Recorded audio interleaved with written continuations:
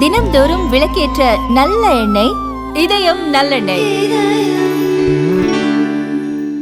இருந்தேன் சார். 30 இல்ல நான் தவறு செய்தாரு அது செய்தாருன்னு சொல்லல. நானும் மனுஷன் தான் சார். 30 வருஷம் அவர்கிட்ட உழைச்சதுக்கு எனக்கு அங்க மரியாதை கிடைக்கல. என்ன ஏத்துங்கன்னு பல ஒருத்தர்கிட்ட கேட்கிறேன். அவருடைய பிஏ மாதிரி இருக்கிற ராஜேந்திரன்ட்ட கேட்கிறேன்.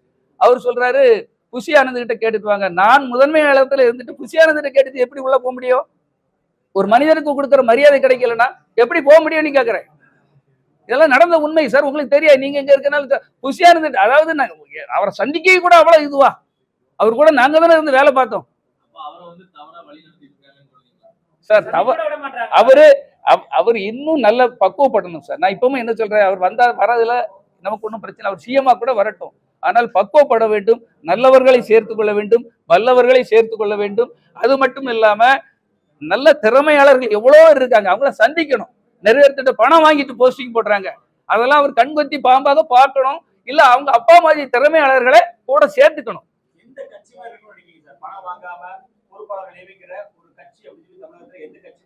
சரி, எல்லா கட்சியும் வாங்க மாதிரி நீங்களும் வாங்குவீங்களா?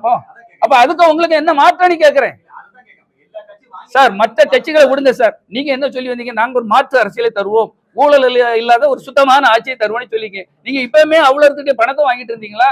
எப்படி சுத்தமான ஊழலற்ற ஆட்சியை தருவீங்க? அரசு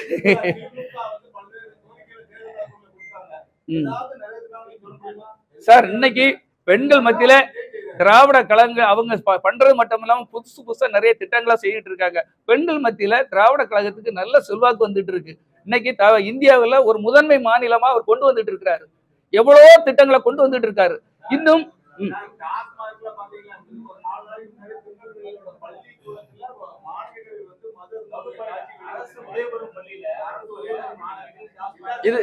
இது அரசுக்கு அரசுக்கோ முதலமைச்சர் அவர்களுக்கு தெரியாம இருந்திருக்கலாம். தெரிஞ்சு யாராவது செய்ய விடுவாங்களா? அதாவது ஒரு மத இருந்துக்கு நீங்க போங்கன்னு யாராவது சொல்லுவாங்களா சார்? அரசு இவங்க மட்டும் பண்ணல, இதுக்கு முன்னால உள்ள அரசு தானே அது பண்ணிருக்கு. தொட்டு எல்லாரும் தானே பண்ணிட்டு இருக்காங்க சார். மாத்துக்கு அதுக்கான அடுத்த திட்டங்கள் நிறைய வச்சிருக்காங்க சார். விஜய் வந்து எப்படி பண்ணுவாரு? டாஸ்மாக் விஜய் எப்படி ஒழிப்பாரு? இல்ல மாற்றம் வந்து விஜயால் முடியுமா? விஜயால் இன்னைக்கு இருக்கு. அவருக்கு நிர்வாகம், அவருக்கு அதாவது நடக்கிற செயல்கள் எல்லாம் பார்க்கும்போது நிச்சயமாக விஜயால ஒரு தனித்துவமான ஒரு திறமையான நிர்வாகத்தை கொடுக்க முடியாது சார். நமக்கு தெரிஞ்ச என்ன கூட தானே இருந்தோம், நமக்கு தெரியாதா? அவரால் இப்ப சரியான நிர்வாகத்தை கண்டிப்பா கொடுக்க முடியாது. எஸ்பி ஆபீஸ் போயிருக்காங்க. நான் கேட்கறேன், நீங்க சொல்றேன். அதுதான் நான் இப்ப சொல்றேன். எஸ்பி ஆபீஸுக்கு போறாங்க இல்லையா? எஸ்பி ஆபீஸுக்கு போகும்போது அவங்க என்ன திரும்ப கேட்கறாங்க, இந்த இடம் தான் வேணுமா? ஆமா, இந்த இடம் ஓகே. இந்த இடத்துல எந்த டைமுக்கு வருவீங்க? அந்த டைம் நான் கரெக்டா இந்த டைமுக்குள்ள வருவோம். இந்த டைமுக்குள்ள எவ்வளவு மக்கள் வருவாங்க? 10,000 மக்கள் தான் வருவாங்க. நீங்க எல்லாமே எழுதி கொடுத்தது நீங்க சார். காவல்துறை மட்டும் என்ன இதுவா சார்? நீங்க சொல்றபடி காலையில இருந்து சாயங்காலம் வரை அவங்க மனுஷங்க தான். சாயங்காலம் வரை அங்க காவலுக்கு நிற்கிறாங்க. அவங்களுக்கு ஒரு தண்ணி வசதி இது கொடுக்கணும், யார் சார் கொடுக்க? அவங்கள மனிதர்கள் தான். பாதுகாப்பு கொடுக்கணும். சரி சார், நீங்க சொன்ன டைமுக்கு வரணுமா வர வேண்டாமா? அது குற்றமா இல்லையா? இல்ல, நீங்க நம்ம தான் தட்டி கேட்கணும். சரியான டைமுக்கு வரணும்னா மக்கள் அவ்வளவு அங்க காவலுக்கு இருக்கணுமா? நீங்க என்ன தேசப்பதாவா? இல்ல எங்க இருந்தா பொத்துட்டு வந்துட்டீங்களா? டைமுக்கு வர்றது உங்க கடமை.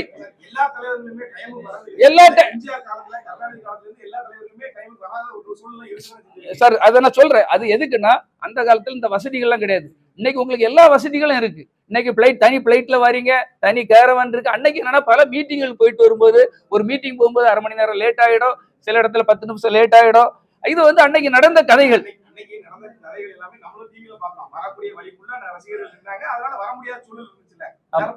ஆமா, இவ்வளவு இந்த மாதிரி 10 மணி நேரம் 11 மணி நேரம் எல்லாம் இன்னைக்கும் அப்படி எல்லாம் பண்ண மாட்டாங்க.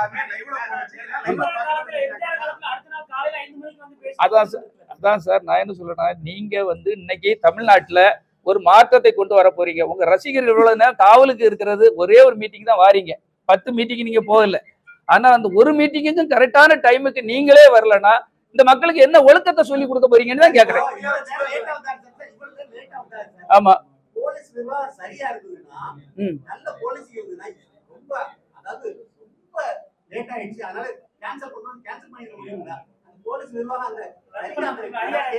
சரி, நீங்க உங்களுடைய இரண்டாம் கட்ட தலைவர்கள், உங்களுடைய மாவட்ட தலைவர்கள் மொத்தமா அங்கதான் நிக்கிறீங்க.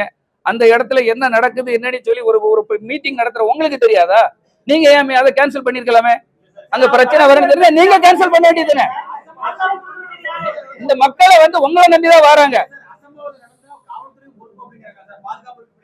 ஆமா, கவனிக்க சார். அங்க இருந்து நடத்தாதுங்க, இவ்வளவு பிரச்சனை இருக்குன்னு சொல்லியிருக்காங்க. சொல்லாமலாம் இல்ல, சொல்லியிருக்காங்க. இவங்க கேட்க மாட்டாங்க சார், இவங்க கேட்க மாட்டாங்க. அதான் தற்குறிகள் சொல்றது. அது எப்படி சார்? நாளைக்கு என்ன சரின்னு சொல்லு சார். வந்து அதாவது விழா நடத்துறது யாரு? விழா நடத்துறது யாரு? என்னை பொறுத்த மட்டும் இப்ப கரெக்டா சொல்லிடுறேன் சார். நீங்கள் கரெக்டான நேரத்துக்கு போயிருப்பீர்களா? இந்த அசம்பாவிதம் எதுவுமே நடந்திருக்காது சார். என்னுடைய ஒரே பதில் அவ்வளவுதான். கரெக்டான நேரத்துக்கு போயிருக்கணும் நீங்க. இந்த இந்த இடம் எப்படின்னு சார், அது ஒரு பெரிய மக்கள் புழங்குற இடம் சார். நீங்க பிரைம் டைம் வேற, சாதாரண டைம் வேற. இல்ல இல்ல இல்ல இல்ல, நீங்க 6 மணி 7 மணிலாம் ரொம்ப பிரைம் டைம் சார். எல்லாமே சரியான நேரத்தில் நடந்தது சார். நல்லா கரெக்டா நடந்துங்க. அங்க ஏதாவது பிரச்சனை நடந்ததா? நம்ம டைம் கரெக்டா தான் ஆரம்பத்துல இருந்து எல்லாம் ஆரம்பிச்சுட்டாங்களே, கரெக்டா ஆரம்பிச்சுதான் பண்ணாங்க. அது கரெக்டா தான் பண்ணிட்டாரு. வேற இருந்தது சார். 30 இல்ல, நான் தவறு செய்தாரு அது செய்தாருன்னு சொல்லல. நானும் மனுஷன் தான் சார். 30 வருஷம் அவர்கிட்ட உழைச்சதுக்கு எனக்கு அங்க மரியாதை கிடைக்கல. என்ன ஏத்துங்கன்னு பல ஒருத்தட்ட கேட்கிறேன். அவருடைய பிஏ மாதிரி இருக்கிற ராஜேந்திரன்ட்ட கேட்கிறேன். அவர் சொல்றாரு, புஷி ஆனந்த் கிட்ட கேட்டுட்டு வாங்க. நான் முதன்மை நிலையத்துல இருந்துட்டு புஷி ஆனந்த் கேட்டுட்டு எப்படி உள்ள போக முடியும்? ஒரு மனிதனுக்கு கொடுக்குற மரியாதை கிடைக்கலன்னா எப்படி போக முடியும்னு கேட்கிறேன். இதெல்லாம் நடந்த உண்மை சார். உங்களுக்கு தெரியாது, நீங்க எங்க இருக்கனால புஷி ஆனந்த். அதாவது அவரை சந்திக்க கூட அவ்வளவு இதுவா? அவர் கூட நாங்க தானே இருந்து வேலை பார்த்தோம் சார். அவர் இன்னும் நல்ல பக்குவப்படணும் சார். நான் இப்பவும் என்ன சொல்றேன், அவர் வந்தா வரதுல நமக்கு ஒன்றும் பிரச்சனை. அவர் சிஎம்மா கூட வரட்டும், ஆனால் பக்குவப்பட வேண்டும், நல்லவர்களை சேர்த்து கொள்ள வேண்டும், வல்லவர்களை சேர்த்து கொள்ள வேண்டும். அது மட்டும் இல்லாம நல்ல திறமையாளர்கள் எவ்வளவோ இருக்காங்க, அவங்கள சந்திக்கணும். நிறைய இடத்துல பணம் வாங்கிட்டு போஸ்டிங் போடுறாங்க. அதெல்லாம் அவர் கண்கொத்தி பாம்பாக பார்க்கணும். இல்ல அவங்க அப்பா மாதிரி திறமையாளர்களை கூட சேர்த்துக்கணும்.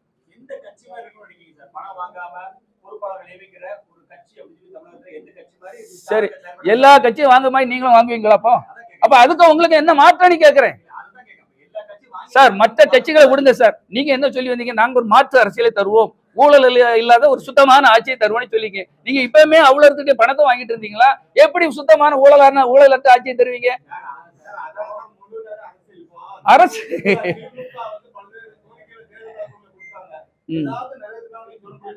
சார், இன்னைக்கு பெண்கள் மத்தியில திராவிட கழக அவங்க பண்றது மட்டும் இல்லாம புதுசா நிறைய திட்டங்களா செய்யிட்டு இருக்காங்க. பெண்கள் மத்தியில திராவிட கழகத்துக்கு நல்ல செல்வாக்கு வந்துட்டு இருக்கு. இன்னைக்கு இந்தியாவில் ஒரு முதன்மை மாநிலமா அவர் கொண்டு வந்துட்டு இருக்கிறாரு. எவ்வளவோ திட்டங்களை கொண்டு வந்துட்டு இருக்காரு. இன்னும்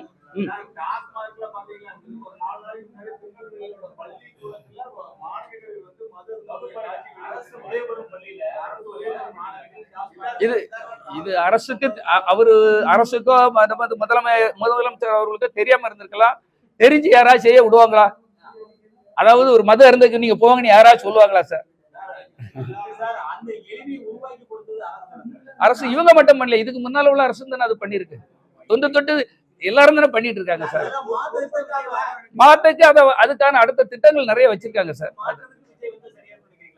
விஜய் வந்து எப்படி பண்ணுவாரு? டாஸ்மாக் விஜய் எப்படி ஒழிப்பாரு? இல்ல, மாற்றம் வந்து விஜயால் முடியுமா? விஜயால் இன்னைக்கு இருக்கு. அவருக்கு நிர்வாகம், அவருக்கு அதாவது நடக்கிற செயல்கள் எல்லாம் பார்க்கும்போது நிச்சயமாக விஜயால ஒரு தனித்துவமான ஒரு திறமையான நிர்வாகத்தை கொடுக்க முடியாது சார். நம்ம தெரிஞ்ச என்ன கூட தானே இருந்தோம், நமக்கு தெரியாதா? அவரால் இப்ப சரியான நிர்வாகத்தை கண்டிப்பா கொடுக்க முடியாது. எஸ்பி ஆபீஸுக்கு போயிருக்காங்க. நான் கேட்கறேன், நீங்க சொல்றேன். அதுதான் நான் இப்ப சொல்றேன். எஸ்பி ஆபீஸுக்கு போறாங்க இல்லையா? எஸ்பி ஆபீஸுக்கு போகும்போது அவங்க என்ன திரும்ப கேட்கறாங்க, இந்த இடம் தான் வேணுமா? ஆமா, இந்த இடம் ஓகே. இந்த இடத்துல எந்த டைமுக்கு வருவீங்க? அந்த டைம் நான் கரெக்டா இந்த டைமுக்குள்ள வருவோம். இந்த டைமுக்குள்ள எவ்வளவு மக்கள் வருவாங்க? 10,000 மக்கள் தான் வருவாங்க. நீங்க எல்லாமே எழுதி கொடுத்தது நீங்க சார். காவல்துறை மட்டும் என்ன இதுவா சார்? நீங்க சொல்றபடி காலையில இருந்து சாயங்காலம் வரை அவங்க மனுஷங்க தான். சாயங்காலம் வரை அங்க காவலுக்கு நிற்கிறாங்க. அவங்களுக்கு ஒரு தண்ணி வசதி இது கொடுக்கணும், யார் சார் கொடுக்க? அவங்களும் மனிதர்கள் தான்.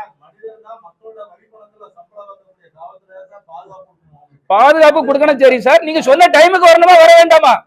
அது குற்றமா இல்லையா? இல்ல நீங்க நம்ம தான் அதை தட்டி கேட்கணும். சரியான டைமுக்கு வரணும்னா மக்கள் அவ்வளவு அங்க காவலுக்கு இருக்கணுமா? நீங்க என்ன தேசப்பதாவா? இல்ல எங்க இருந்தா பொத்துட்டு வந்துட்டீங்களா? டைமுக்கு வர்றது உங்க கடமை. எல்லா சார் அதை நான் சொல்றேன். அது எதுக்குன்னா அந்த காலத்துல இந்த வசதிகள்லாம் கிடையாது. இன்னைக்கு உங்களுக்கு எல்லா வசதிகளும் இருக்கு. இன்னைக்கு தனி பிளைட்ல வரீங்க, தனி கேரவன் இருக்கு. அன்னைக்கு என்னன்னா பல மீட்டிங்களுக்கு போயிட்டு வரும்போது ஒரு மீட்டிங் போகும்போது 1/2 மணி நேரம் லேட் ஆயிடும், சில இடத்துல 10 நிமிஷம் லேட் ஆயிடும். இது வந்து அன்னைக்கு நடந்த கதைகள்.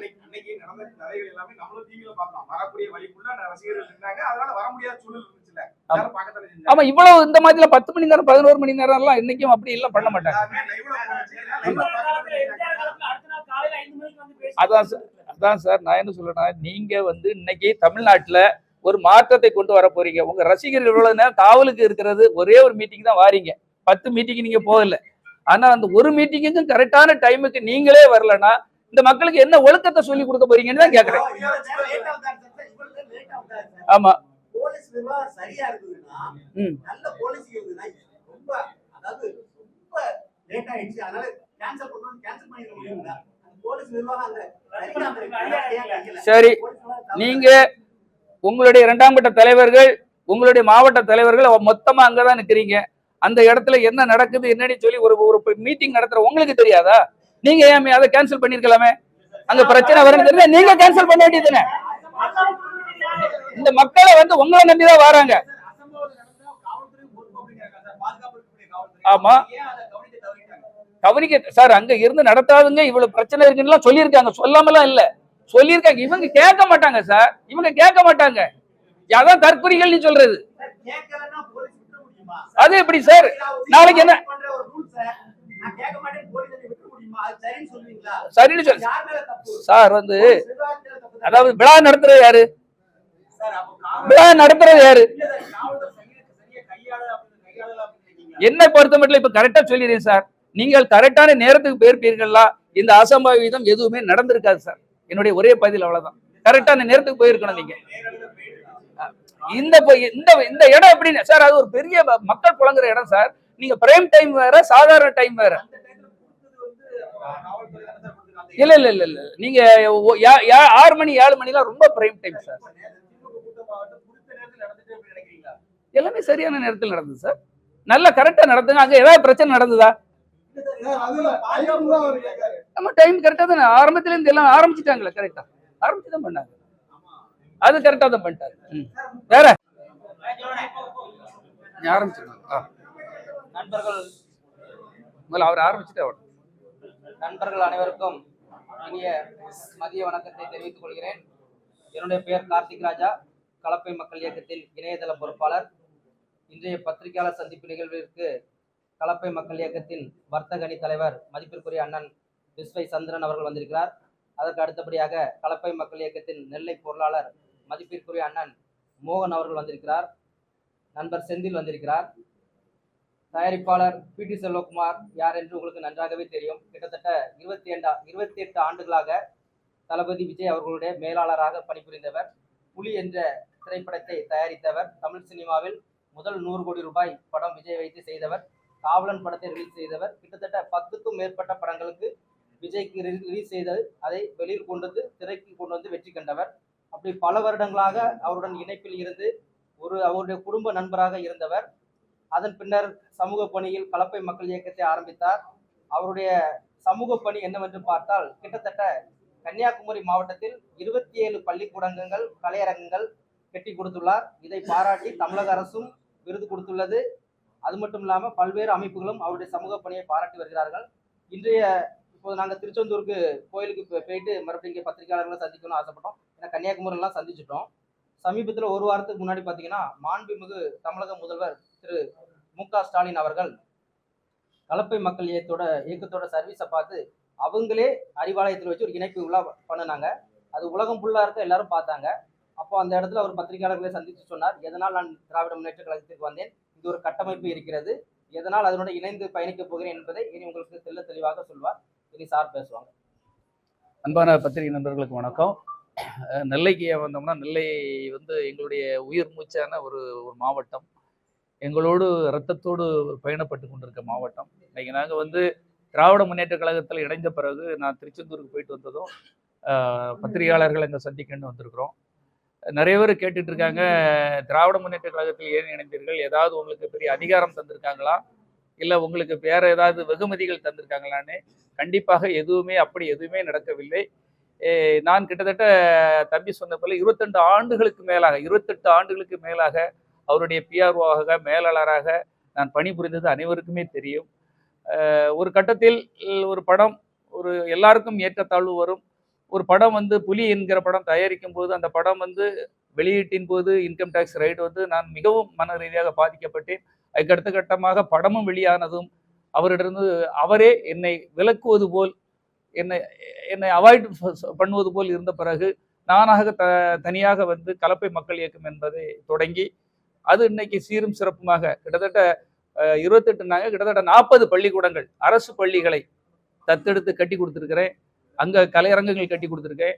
என்னுடைய பணியை மாணவர் சமுதாயத்தில் கூட இணைத்ததால் எனக்கு பல விருதுகளும் பல அமைப்புகளிடமிருந்து நல்ல எனக்கு அவார்டுகளும் கிடைத்தது. இந்த சூழலில் நான் கிட்டத்தட்ட எனக்கு ஒரு பெரிய பின்னடைவு, உடம்புக்கு ரொம்ப மோசமா நான் உயிரோட இருப்பேனா என்பது கூட தெரியாத அளவுக்கு நான் வந்து கிம்ஸ் ஹாஸ்பிட்டலில் இருந்தேன். உலகத்தில் இருக்க அத்தனை பேரும் என்கிட்ட நலம் விசாரித்தார்கள். ஆனால் 30 ஆண்டுகள் ஒருவரோடு நான் பணியாற்றினேன். அவரிடமிருந்து ஏதாவது ஒரு தொலைபேசி வரும். நம்ம வந்து பணம் காசு எல்லாம் முக்கியம் இல்லை, நம்ம யார்கிட்ட ஒர்க் பண்ணோம், முழு நினைவுகளும் கனவுகளும் அவரை சுற்றியே இருக்குது. ஒரு ஃபோன் வரும்னு நான் உண்மையிலேயே ரொம்ப எதிர்பார்த்துட்டு இருந்தேன். ஒரு ஃபோன் கூட வரல, ஒரு ஆறுதல் கூட சொல்லல. ஒரு எதிரியா இருந்தா கூட ஒரு வார்த்தை சொல்லுவாங்க, நல்லா இருக்கீங்களாம்பாங்க, அவங்க ஒரு நல்லது கெட்டது போவாங்க. ஆனால் 30 ஆண்டுகள் பணியாற்றிய நம்மளை கடைசி வரை கண்டுக்கவில்லையே, இனியும் அவர் கண்டு கொள்ள மாட்டார் என்பதற்காக தான் திராவிட முன்னேற்ற கழகத்தில் இணைந்தேன்.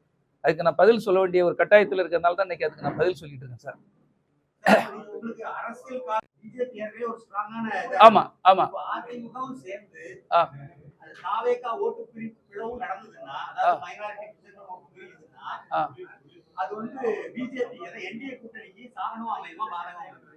அவங்க எப்படி பிரிச்சாலும் சரி சார், நம்ம கன்னியாகுமரி மாவட்டத்தை பொறுத்த மட்டும் டிஎம்கேக்கு இந்த மொத்த தொகுதியும் டிஎம்கேக்கு தான் கிடைக்கும் சார். இல்ல மீனவர்கள் ஓட்டு பிரியருக்கு காரணம் முன்னால பிரிஞ்சிருக்கலாம் சார். இப்ப இருக்க சூழ்நிலையில நமது கலப்பை மக்களுக்கு இயக்கம் கிட்டத்தட்ட 20 ஊர்களுக்கு மீனவ கிராமங்களுக்கு எல்லாம் நம்ம நிறைய கட்டடங்கள் இதெல்லாம் நாங்க பண்ணி கொடுத்துருக்கோம். இப்ப நான் வந்து களத்துல இறங்கி நான் கண்டிப்பாக வேலை பார்ப்பேன். கண்டிப்பாக எல்லா தொகுதிகளுமே கன்னியாகுமரி மாவட்டத்தில் திமுகவுக்கு சாதகமாக இருக்கும். அதான் தேர்தலில் போட்டியிடுறதை பற்றி என்ன நான் இது பண்ணல சார். தலைமை முடிவு செய்யும், தலைமை செய்யற முடிவுக்கு நான் கட்டுப்படுவேன்.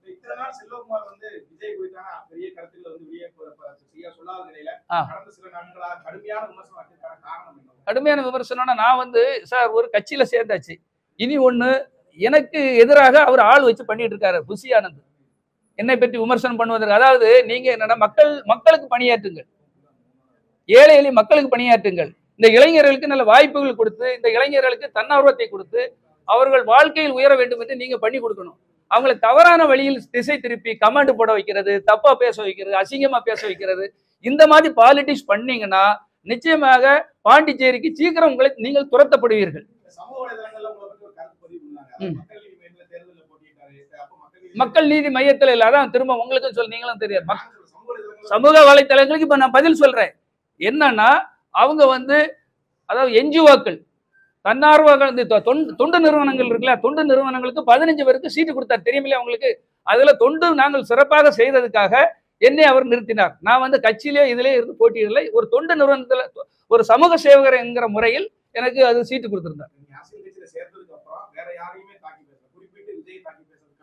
நீங்க கேள்வி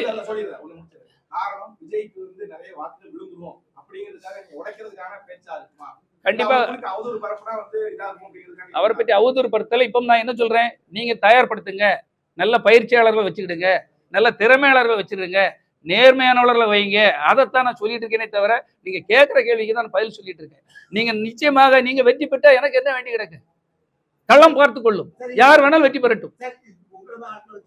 திமுக வந்து விஜய் போற கூட்டத்தை கண்டு கொஞ்சம் அச்சப்பட்டு நேரடியா சொல்லாம மறைமுகமா துணைமுதல் உட்பட எல்லாரும் பேசிட்டு இருக்காங்க.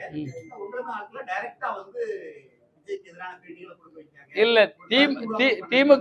திமுக தலைவரோ கடைசி வரை விஜயை பற்றி பேசுங்கள், விஜயை பற்றி தரக்குறைவா பேசுங்கள் இன்னைக்கு வரை அவர்கள் சொன்னதும் கிடையாது. இதுவரை யாருமே சொல்ல போறதும் கிடையாது.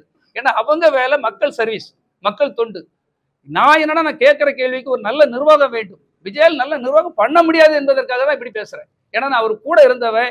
அவர் ஒரு 10 நாள் இருப்பாரு, 10 நாள் எங்கேயாவது போயிடுவாரு, இருக்க மாட்டாரு. மக்களை அன்னைக்கு பார்ட்டிகளை உங்களுக்கு தெரியும் சார். அவர் அது நான் சொல்ல முடியாது. இல்ல ஒரு பொறுப்பு இல்ல, நீங்க பத்திரிகைகளை அதெல்லாம் கேட்கணும். ஒரு பொறுப்பாளர்கள் மீட்டிங் நடக்கு, அதாவது பெரிய பெரிய முக்கிய பொறுப்பாளர்கள் செங்கோட்டைய, நாஞ்சில் சம்பத்து எல்லாரையும் வச்சு ஒரு மீட்டிங் நடக்கு பனையூர்ல தான். அந்த மீட்டிங்கே ஒரு தலைவர் வராம என்ன முடிவு எடுப்பாங்க நீங்க நினைச்சு பாருங்க. அப்ப அதுக்கே அவரால் வர முடியல. அப்ப எப்படி மக்களை வந்து சந்திப்பார், மக்கள் பிரச்சனை எப்படி தீர்ப்பார்? இன்னைக்கு 1000 பிரச்சனைகள் இருக்கு. அதாவது ஒவ்வொரு இடத்துலயும் பிரச்சனை, தண்ணீர் பிரச்சனை, விவசாயிகள் பிரச்சனை, அங்க பார்த்தா திருப்பூர்ல பனியன் ஃபேக்டரி பிரச்சனை, இங்க பார்த்தா கோயில்பட்டியில கடலை மிட்டாய் தயாரிக்கல பிரச்சனைங்கிறாங்க, தூத்துக்குடியில பிரச்சனைங்க, எத்தனை பிரச்சனைகள் இருக்கு. அந்த பிரச்சனை எப்படி தீர்க்கிறது? அவர் வந்து ஆமா வரணும்ல. இப்ப நீங்க உங்களுடைய பொறுப்பாளர்களே சந்திக்க முடியல.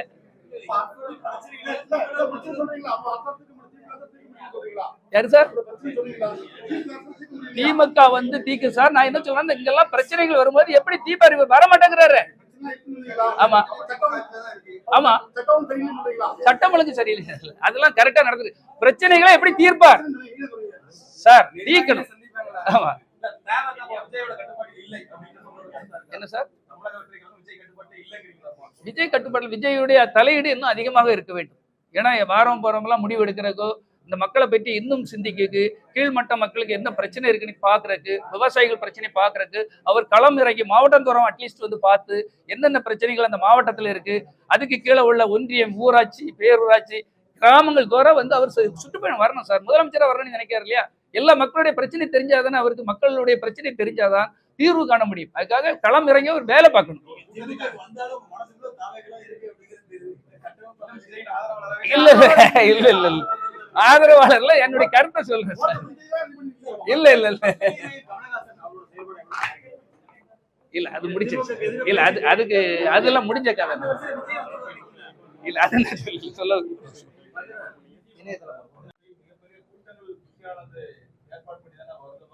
சார் அப்படிலாம் கிடையாது சார். அந்த கட்சியை கட்டமைப்பை உருவாக்கியவர் S A Chandrasekhar sir. S A சந்திரசேகருக்கு அடுத்தபடியாக இருந்தது பி டி செல்வகுமார். இது நீங்க எங்க வேணாலும் கேட்டுக்கலாம் சார். நாங்க வந்து பின்னால இந்த பிஹைண்ட் த ஸ்கிரீன் பின்னால இருந்து வேலை பார்த்தோம். அவங்க அப்பாவே பல இடத்துல புஷி ஆனந்த்ங்கிறவர் மக்கள் இயக்கம் தொடங்கும், விஜய் மக்கள் இயக்கம் தொடங்கும் உள்ள ரெக்கமெண்டேஷன்ல வந்தவர். அவர் ஒரு பாண்டிச்சேரிக்காரர். முதல்ல அவரை உள்ள விட்டதே தப்புங்கிறத இப்ப நமக்கு தெரியுது. எங்க இல்ல இல்ல அவர் பாண்டிச்சேரிக்காரர். பாண்டிச்சேரியில இருந்தா வருவார். பாண்டிச்சேரி அதான் உண்மை. ஒரு பாண்டிச்சேரிக்காரர் வந்து ஒரு யூனியன் பிரதேசத்துக்காரர் வந்து எப்படி தமிழ்நாட்டு மக்கள் அவ்வளோத்தையும் முட்டாளாக்கிட்டு இருக்காருங்கிறது நமக்கு தான் தெரியும். அவர் தமிழ்நாட்டுக்காரர் கிடையாது. அவருக்கு எப்படி இவ்வளவு பெரிய அதிகாரத்தை கொண்டு கொடுத்தாங்க?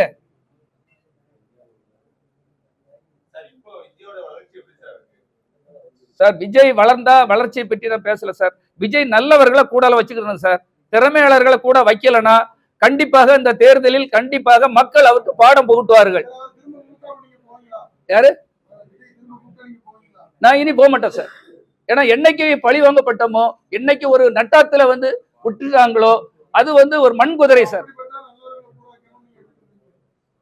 நல்லவரை வச்சா ஒரு நல்ல அட்வைஸ் பண்ணுவாங்கல்ல சார். இப்ப அவங்க அப்பா இருந்தாருன்னா அட்வைஸ் பண்ணுவார் சார். இன்னைக்கு பாத்தீங்கன்னா 12ஆம் தேதி ஒரு ப்ரோக்ராம் இருக்கு இல்ல அப்படின்னு சொல்லி பொது மீடியாவுக்கு நீங்க பாத்திருப்பீங்க, சோசியல் மீடியா இல்ல இல்லையோ சார். ஒரு கரூர் சம்பவம் இப்படி நடந்திருக்குமா சார்? ஒரு சரியான நேரத்துக்கு அன்னைக்கு வந்திருந்தா இப்படி ஒரு சம்பவம் நடந்திருக்குமா?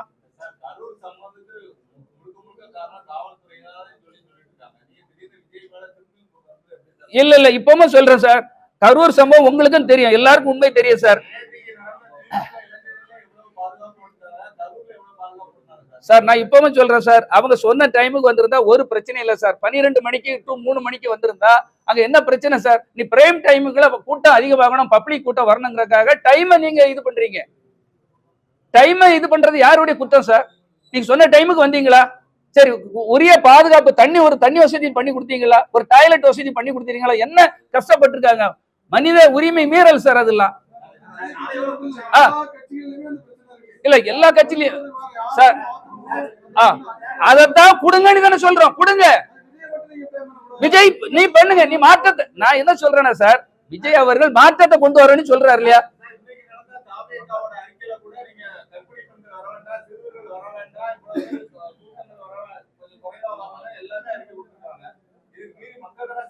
சார் அவர் அறிக்கை கொடுத்துட்டு தனியா எல்லாரும் வாங்கன்னு சொல்றாங்க.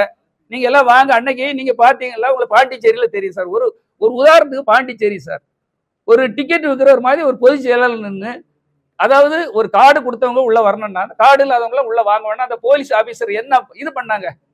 அங்க கொன்னது போதாதான் இன்னும் திரும்பவும் ஏன்டா இப்படி வந்து மக்களை கொல்றதுக்கு பிளான் பண்றீங்கன்னு. ஆமா.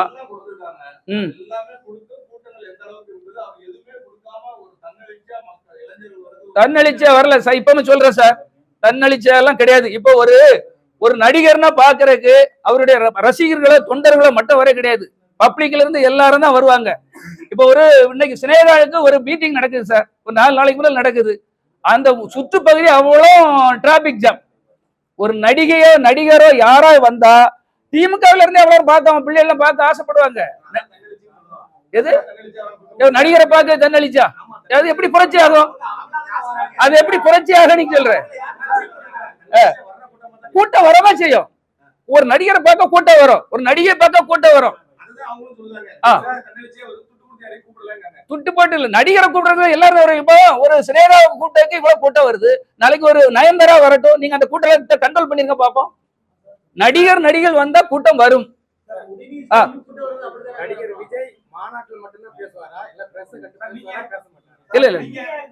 இல்ல அவர் அங்க இதுல இருந்து வந்திருக்காரு. சரி நீ கேட்க வேண்டாம். ஓகே சொல்லு, நீ கேளு. எது சார்? உதயநிதி கூட்டங்க நடிகருக்கு மட்டும் இல்ல சார், அவங்க ஒரு சிஸ்டம் வச்சிருக்காங்க, அவங்க ஒரு பிளான் வச்சிருக்காங்க. நீங்க அன்னைக்கு பாருங்க, அந்த கூட்டம் எவ்வளவு ஒரு ஒழுங்குமுறையாக, எவ்வளவு சரியாக. யாராவது இப்படி பாதிப்பு வந்ததா? யாராவது இறந்தாங்களா? யாராவது அடிபட்டாங்களா? சார் அதை பிளான் பண்ணணும் சார், திட்டம் போடணும் சார். அதான் சொல்றேன், திரும்ப சொல்றேன் சார். நீங்க காவல்துறை கிட்ட எழுதி கொடுத்தபடி நடந்தீங்களா? டைமுக்கு வந்தீங்களா? இல்ல திரும்ப சொல்றேன், கரெக்டா கேட்டுடுங்க சார். பல முறை கேட்டிருக்காங்க. நீங்க அந்த வீடியோ பாத்தீங்களா தெரியும்.